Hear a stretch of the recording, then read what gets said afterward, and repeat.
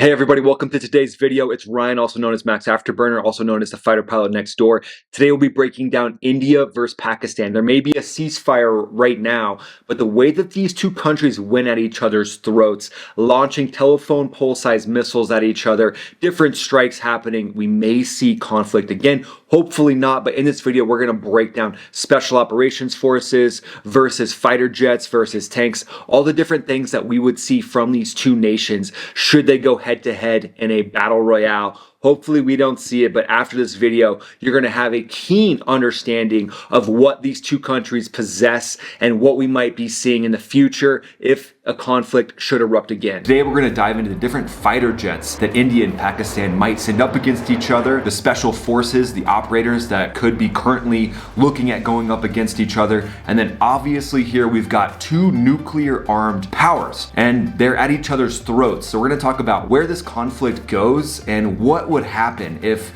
some of these fighter jets and special operators ended up going up against each other and, God forbid, trying to prevent a nuclear war from happening. Let's dive into all that now. And I'll be assessing this situation from my time of being an Air Force F-16 Thunderbird pilot and an F-15E combat fighter pilot. I've flown over 70 combat missions. So I'll take my experience from doing those things and I'll apply it to situations like this. And hey, I'm a pilot, so of course you can trust me. So it's worth me starting out by saying that India's military is a juggernaut. It's massive. 1.4 million active troops, 4,600 tanks, and 800 combat aircraft. Pakistan counters that with nothing tiny, nothing extremely small, but smaller than India. Pakistan has 650,000 troops, 3,200 tanks, and 350 aircraft. Both have spent years modernizing themselves, and they've turned this line of control, this disputed line of control between India and Pakistan, into a high-stakes battleground. And what are their strategies? Because they're both coming from a different strategic perspective.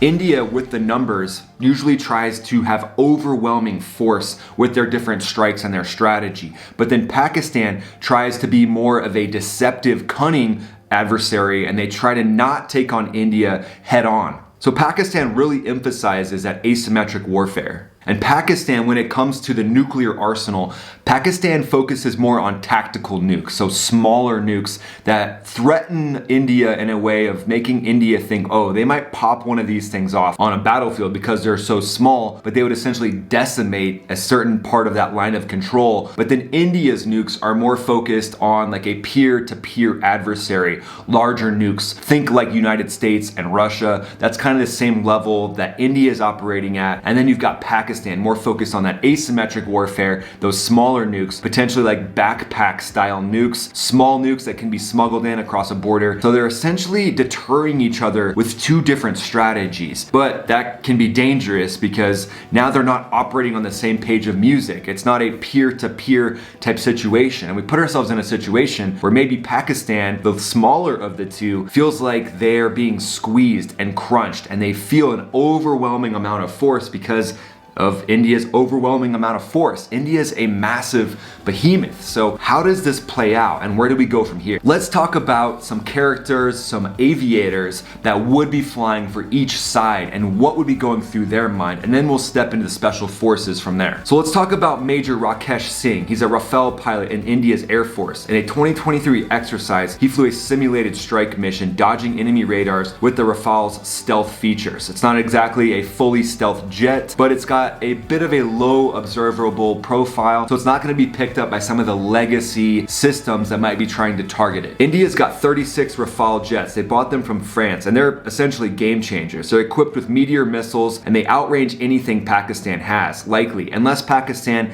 has gotten some under-the-table deals from China, which we'll get to here in a second. But yeah, the Rafale, at the end of the day, is going to be a superior fighter, likely to what they're going to go up against for certain ones of Pakistan's jets, and that's specifically the J-10. And I know what you all are thinking, right? Because French sources, other media outlets have said that a Rafale was shot down by a J-10C, but I really want to focus on the missiles themselves. So the Meteor missile has a much larger no escape zone. So that means you can fire it and an enemy aircraft can't turn around to avoid it. Whereas the PL-15E, which is China's exported version of their long-range missile, which was on the J-10C, this has a shorter border, no escape zone. So the Rafales could avoid it if the tactics were executed properly, easier than what the J-10Cs could avoid the Meteor missile. But I want to talk to you about what you're all thinking. I know you're all saying this right now, but a Rafale was shot down. Okay, let's say the Rafale was,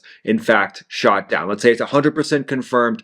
Here's a thought from a fighter pilot on why that could have happened. And I'm not taking anything away from Pakistan. I'm purely looking at this from a strategic perspective, having done air interdiction for over a decade. Air interdiction is where you shoot missiles to fight your way in, you drop a whole bunch of bombs or cruise missiles or small diameter bombs, and you fight your way out. Super dynamic mission. So if the Indians in the Rafales were executing that mission, they're flying up, they're thinking, oh, we're about to get shot at by PL-15s, we got to release these cruise missiles in the correct launch zone, and then we got to get out of there before we get shot. And maybe we're going to shoot somebody as well. You've got multiple hats you're wearing. It's an air-to-air hat and an air-to-ground hat. Whereas the Pakistanis have an advantage in this situation where they're not launching any interdiction missions. They're purely DCA, defensive counter-air. So they're really focused in on firing their missiles at the Rafales. And I've gone up in scenarios where we've had simulated MiG-29s or simulated Su-30s that, you know, it's going to happen. They're going to take down an F-15E or an F-15C, one or two of them, because these aircraft, especially the F-15E, they're operating a very dynamic strike mission. And if there's 50 of them up there, there's so much going on that there is a chance that a PL-15 missile sneaks through, the pilot drives through a range they shouldn't have drove through, they're focused on the launch zone of their cruise missiles, creates a very dynamic scenario. So just something for you to chew on. And now back to the rest of the video. So you put yourself in a position where the jets themselves, hardware that are carrying the missiles, F-16, J-10, J-10's like a Chinese version of an F-16 just with a more delta wing, going up against the Rafale. Very similar jets, but it really comes down to what's flying off of those jets. So the AMRAAMs, the AIM-9s, potentially Pakistan's launching AIM-9s off of their F-16s. And then the Rafale is gonna have the European version of that. And it's gonna be a you-know-what measuring contest because these jets have such similar characteristics, similar thrust to weight ratios, similar abilities. So it's really going to come down to the missiles and who can shoot who first. But in a war, India would be using these Rafales for deep strikes into Pakistan, and Pakistan knows that. So they're going to try to counter these with their surface-to-air missiles. India is going to try to target airfields in Pakistan right off the bat, potentially with cruise missiles, and then with these Rafale jets. They're also going to target command and control centers to try to shut down all the communication. And then India is going to try to bombard that line of control with their less stealthy, less capable jets, the Tejas fighters,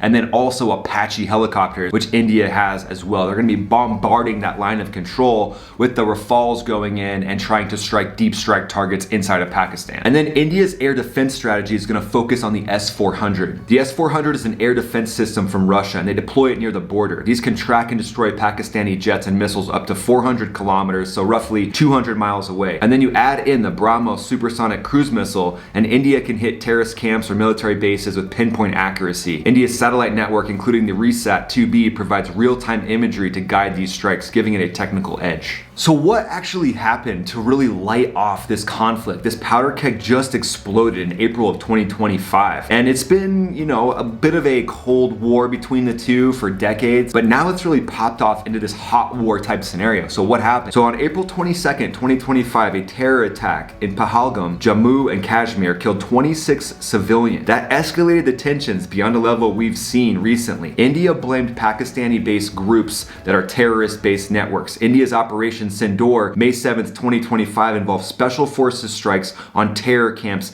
and then India retaliated with their Operation Sindoor, which took place May 7th, 2025, and that involved strikes on potential terrorist groups in Pakistan, and that showcased the para-SF, the special forces, precision, and India's aggressive posture. We'll get to the special forces in a little bit. So as you can see, there's this middle ground gray area happening right now with India launching their special forces to take out these militant camps. Likely there's some airstrikes involved as well. Now let's step over to the Pakistani Air Force and what one of their fighter pilots might be thinking going into this conflict. Let's talk about Captain Ayesh Khan. He's a J-10C pilot, and he's part of a retaliatory force that's going to do strikes into India and along the line of control. In a 2024 drill, he outmaneuvered simulated Indian jets, jets, and that showcased the J-10C's agility. Pakistan has 25 J-10Cs that were acquired from China. They carry the PL-15 missile, which was designed from China, which is said to have legs of over 80 nautical miles. And that rivals India's Meteor missile. Pakistan would use these jets to disrupt India's air superiority, and then they would use JF-17s to provide close air support along the line of control. And it's said that some of their JF-17s, which are a joint venture with Pakistan and China, have some of the latest and updated avionics. So these might be better suited for close air support, where they would be talking to joint terminal air controllers along that line of control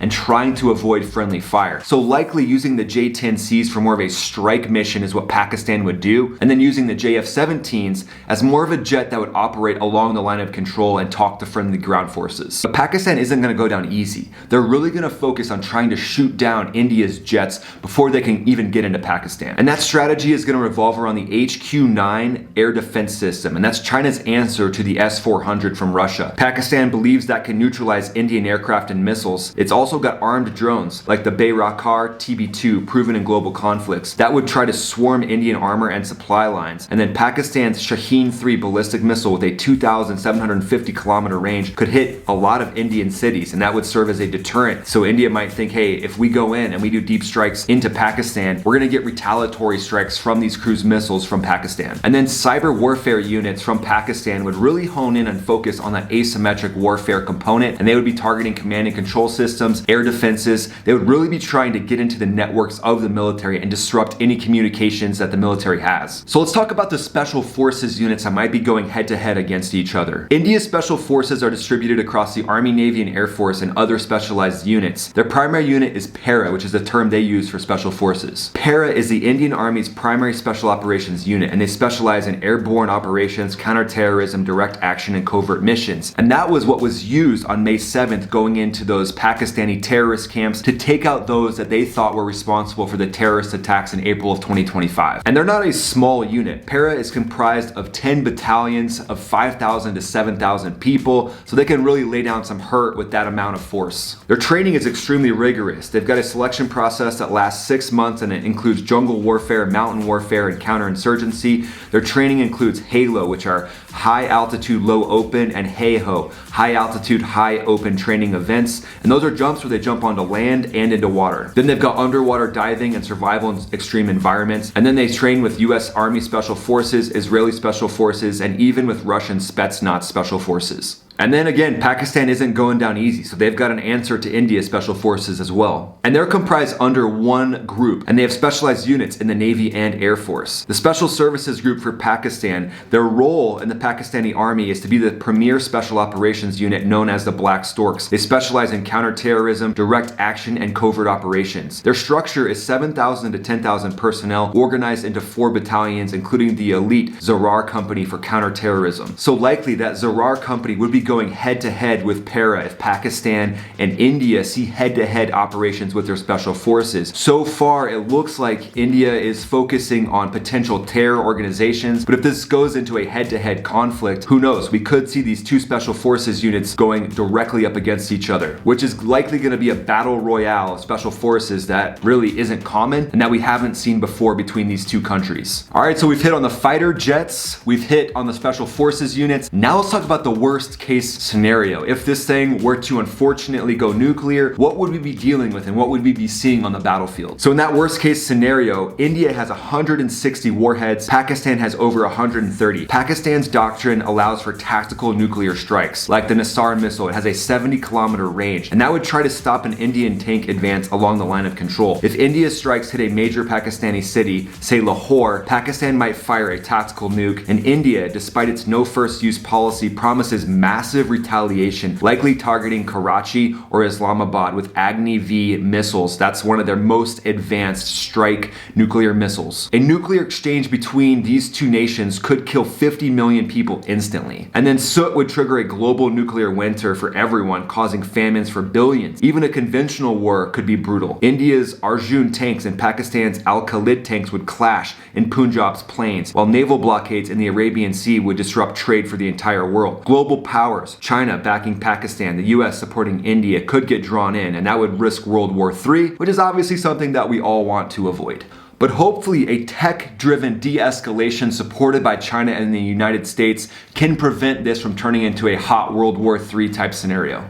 So tech could prevent this disaster, and in 2021, India and Pakistan used encrypted hotlines to defuse a line of control flare-up. Satellites and drones monitored troop movements, reducing surprises. Colonel Samir Rao, an Indian officer, was part of a 2023 hotline call that stopped a massive skirmish. He was quoted as saying, "We talked, clarified, and stood down." Tech like this, plus nuclear deterrence, could keep both sides cautious, at least for now. And myself, having served in an F-15E combat squadron that provided deterrence towards Iran, I know the power of deterrence. So people might say, well, it's too bad that both of these sides have nuclear weapons, and yeah, ideally nobody would have nuclear weapons, but here we are. So at this point, deterrence is likely going to be the biggest situation that prevents these two from going into a nuclear armed conflict. And having these direct talks, that hotline, which they can pick up and talk to each other, is hopefully the thing that keeps this from turning into a massive, massive conflict. And looking ahead, things aren't stepping down at all. The tech is only increasing, especially with AI. Both nations are investing in AI and hypersonic weapons. India's Department of War Research is developing AI-guided drones, and Pakistan's testing hypersonic missiles. So a future war could see autonomous systems clashing with AI making split-second decisions. But joint exercises like the 2018 drills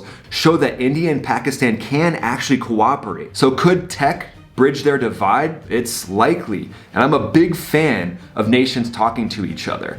At the end of the day, we've got to work together. We're all sharing this hunk of earth together, so talking to each other, especially military to military, has shown me that sometimes that can help diffuse certain political situations. There might be political disagreements, but having joint military exercises, in my opinion, is one of the #1 ways to create peace between nations. So India and Pakistan's military is essentially tech awe-inspiring militaries, and it's only gonna get stronger. Not only stronger, but inspiring and also more terrifying. Kind of sounds like my ex-girlfriend. From Rafales to J-10Cs, BrahMos to Shaheen 3s, the arsenals of these two nations could reshape the entire world, or like we've talked about, end it. So let's keep that from happening, okay guys? Stories like of the aviators we talked about on India's side and Pakistan's side, and the different colonels and generals that are involved in this decision making and the conflict at large, could completely reshape the entire world. So cooler heads must prevail. And it seems to me that Pakistan and India are more similar than they'd probably like to admit. And they share that border, which is obviously a contested border. But hopefully, once this situation with these terrorist attacks and these retaliatory attacks from India to Pakistan, Pakistan to India, once these wind down, hopefully we're left with a situation where there's more of a military relationship. So can these rivals use their tech more for peace and collaboration between each other than for war? Drop what you think in the comments down below. We'll see what happens as this conflict plays out for the next few months. So there's a chance that we could see a massive clash between special forces on the India and Pakistan side, and then from the air forces, we might see Pakistan's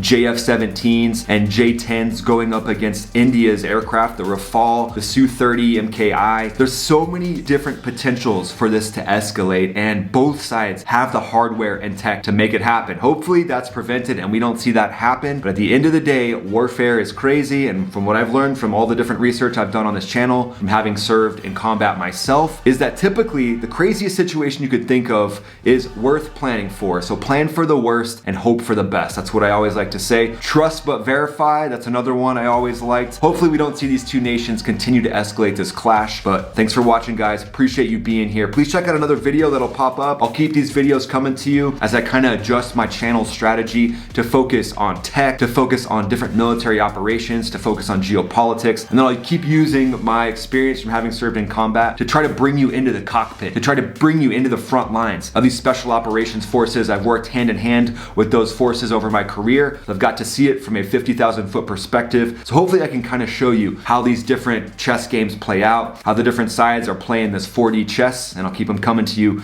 as this develops. Thanks guys, we'll see you on the next video. This is Max Afterburner, your fighter pilot next door, signing off.